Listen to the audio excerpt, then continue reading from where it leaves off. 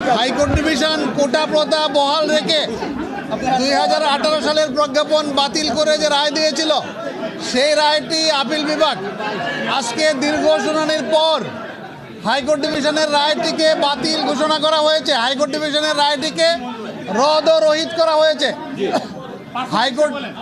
High court ডিভিশনের রায়টিকে রদ ও রহিত করা হয়েছে, অর্থাৎ হাইকোর্ট ডিভিশনের রায়টি বাতিল বলে গণ্য হলো। আর হাইকোর্ট ডিভিশনের রায়টি অন্য একটা সিপির উপর ভিত্তি করে দেওয়া হয়েছিল, সেই সিপিটাকে অকার্যকর করা হয়েছে রায়কে।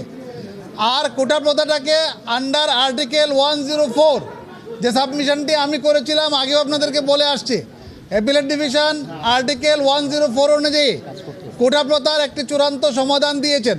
সেই সমাধানটি হচ্ছে বর্তমান প্রেক্ষাপটকে বিবেচনা করে মুক্তিযোদ্ধাদের জন্য 5% থাকবে, সাধারণ কোটা থাকবে 93%, আর 7% কোটা থাকবে।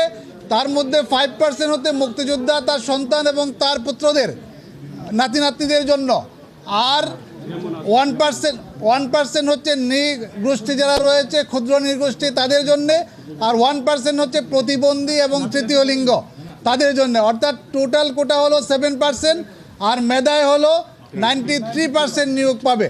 আন্দোলনরত শিক্ষার্থীরা যে দাবি করে আসছিল সর্বনিম্ন কোটা থাকতে হবে 5%, এর থেকে সর্বোচ্চ সংখ্যা তারা বলে নাই। অ্যাপিলেট ডিভিশন সার্বিক দিক বিবেচনা করে আন্ডার আর্টিকেল 104 সেটাকে 7% নির্ধারণ করে দিয়েছেন এবং সরকারকে বলেছেন 3 মাসের মধ্যে এই সংক্রান্ত গেজেট জারি করে অ্যাপিলেট ডিভিশনে দায়ের করার জন্য 3 মাসের মধ্যে গেজেট করার জন্য বলে দিয়েছেন। এবং ছাত্রছাত্রীদেরকে আহ্বান জানিয়েছেন তারা যেন ক্লাসে ফিরে যায়, শান্তিপূর্ণভাবে ক্লাসে ফিরে যায়।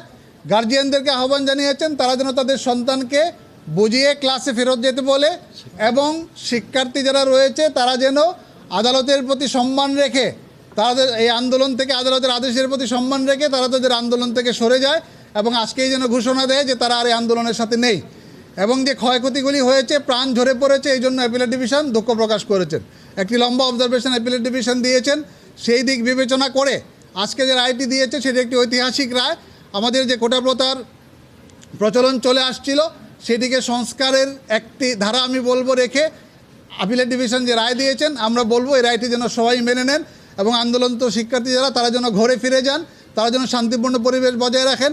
এবং এই আন্দোলনকে কেন্দ্র করে তৃতীয় পক্ষ যারা মাঠে আসছে আমি বলবো তাদেরকে, তারা যেন আর ঘোলা পানিতে মাছ শিকার না করেন, তারা যেন আর রাষ্ট্রীয় সম্পদের ক্ষয়ক্ষতি না করেন, তারা যেন এই ঘোলা পানিতে মাছ শিকার করার যে প্রবণতা, তারা এই কোমলমতি শিক্ষার্থীদেরকে ভুল বুঝিয়ে তারা তাদের সরকার পতনের আন্দোলনের হাতিয়ার হিসেবে ব্যবহার করা যে অসৎ উদ্দেশ্য এবং অসৎ প্রবণতা, তার থেকে যেন তারা ফিরে যায়, সে আহ্বান আমি তাদেরকে জানাবো।